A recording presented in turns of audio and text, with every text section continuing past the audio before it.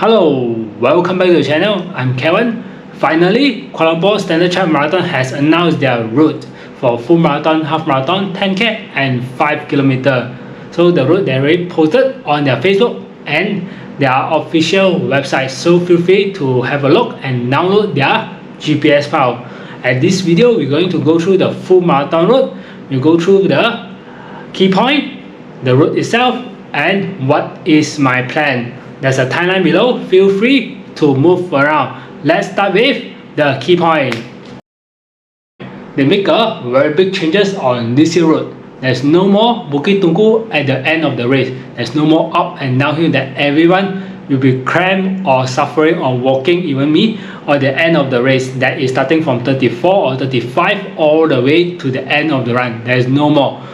So this time is considered the most flattest Kuala Lumpur Standard Chartered Marathon, and the elevation is around 292 meters only for this year. And the second one is Akleh Highway is back. So Akleh Highway, if you know about Akleh Highway, is quite a flat highway, elevated highway along the Kuala Lumpur city. So we will run, go and flow on that highway. So you save a lot of energy running at that highway. The water station and what's along the route. So there's total 18 water stations along the route, 9 of them with isotonic, 3 sponge station, 3 surround for our Muslim runners that they can perform the morning prayers, 2 bananas and 2 gel station along the road.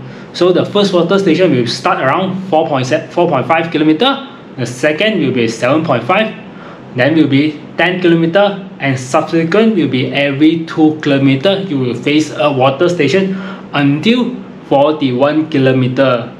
And among the route at there's 3 checkpoints that are located at 20 kilometer, 25 kilometer and 35 kilometer. There's a 3 checkpoints along the route.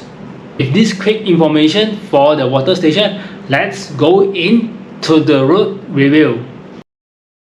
Let's go through the route, and I'm going to use my phone and my notebook with all the notes that I written. So we will be starting at the Dataran Merdeka, the clock tower. In front of that, this is the 0 point that we start.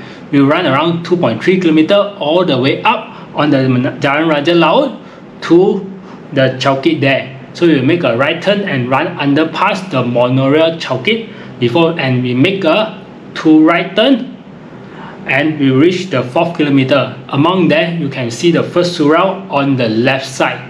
Once we make there, there's first water station around 4.7 or 4.6 kilometer. That is the first water station with isotonic at that. Once we reach the 5th kilometer, after we pass the Sungai, the river at there, we see a KL tower that locates directly in front of us.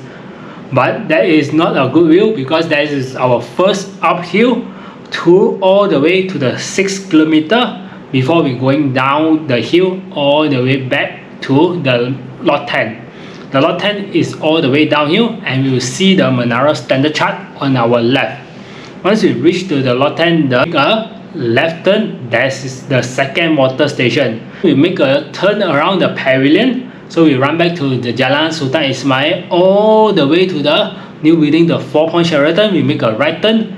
That one we are going to run straight for to the 13 kilometer along the Jalan Ampang. So after that, around that road, around 10 kilometer, we will see the Petronas Twin Tower on our right side. If you want to stop by to take a photo, yes you can. It's a very nice view of the building. So along that road, we have 2 water stations on that. Then we make a left turn twice up to the Akleh Highway. There's the Akleh ramp up on the 14 kilometer. So there's 1 water station once we ramp up to the highway, and we will run all the way to 17.5 kilometer before we make a U-turn on that route. So along that way, there's 2 water stations. There's around 14.5 and 16 kilometer.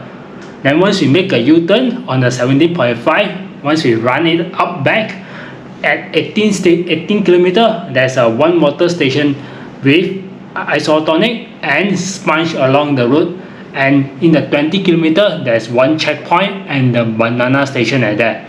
Along the highway, there's 3 water stations, and the last water station is before we went down to the MRR2. That's around 22.5 or 23 kilometer. That's the place that we went down to the MRR2. So along that highway, at 15 kilometer, there is one surau located in the middle of the road. Once we get down to the MRR2, runners be careful, because MR2 we know the car are very fast on that one, because it's not fully closed.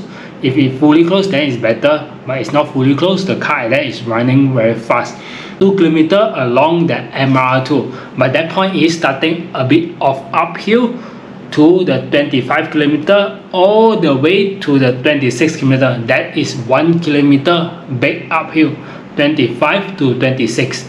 25 is another second checkpoint, and there's 1 water station.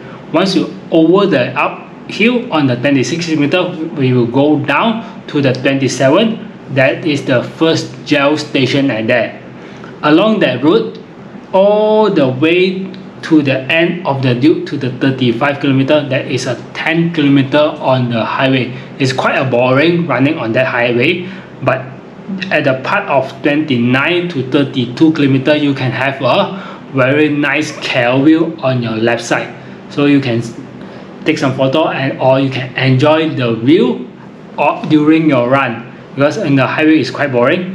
But during the route on the 32 kilometer, there's another gel station. So there's a 2 hi-fi gel station at the route that is on 27 and 33 kilometer. After 35 kilometer, we will turn down to Jalan Kuching. So the Jalan Kuching is a bit slightly uphill on the 36 to 37. That is the matrix uphill. Once we go up to the hill, then we will go down all the way to the 41 kilometer. So on the 37 kilometer, there's 1 banana station. There's another banana station. Remember to get the banana, because you need some energy at the end of the run.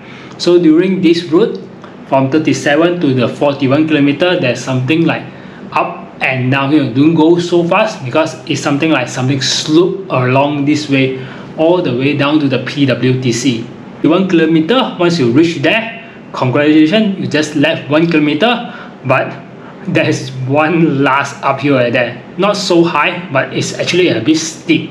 That is the Daya Bumi uphill after the 41 kilometer. After the Daya Bumi uphill, then we need to make a sharp left U-turn before we can run down all the way back to the Dataran Merdeka. This is some of the quick key point on the route.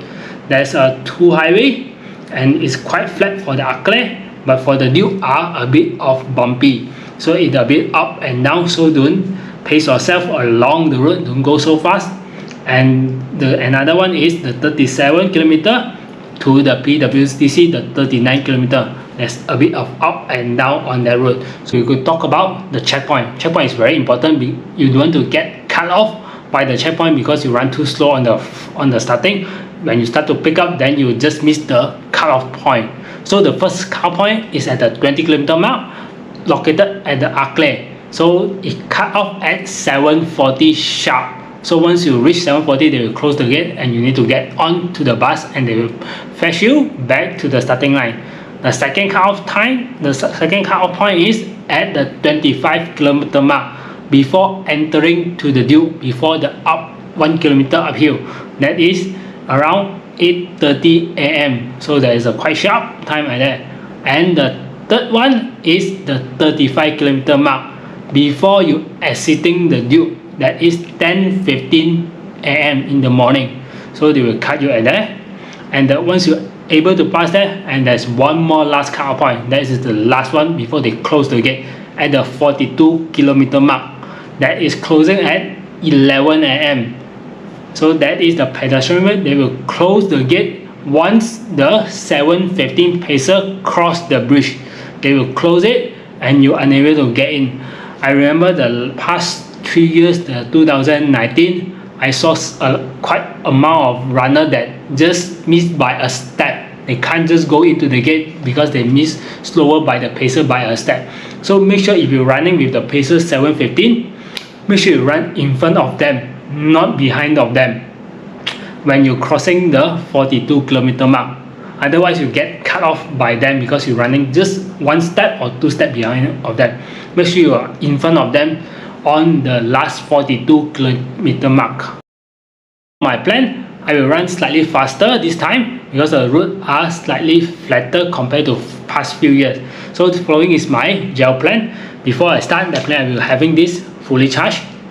Then my gel on the 10 kilometer, I will having this SIS caffeine, the Coke flavor for the caffeine. On the 16, I will having this Hammer espresso gel with the caffeine also. On the 22 kilometer, I will having this SIS Coke with the caffeine also. On the 27 and the 33 kilometer, I will having the hi-fi gel provided by the event itself. On the 37 kilometer, I will having this Hammer spare just in case if I need, then I will using this. So I will bring 4 gel and 1 pack of Himalaya salt candy. This help to prevent the cramp because they have salt and sugar in the same sort of candy. All this gel I purchased at the Key Power spot at the lot 10. I will put the link below on their online store and where to find, or you can purchase at the event itself. So I'm not sponsored by them, but there's a place that I always go for my gel. So this is some of the plan, and I already put down the route GPS below that you feel free to download it and have it, and the link to where can I buy this gel. So that's all for the review on the road. See you guys on the race. Remember to say hi. Bye. See you guys.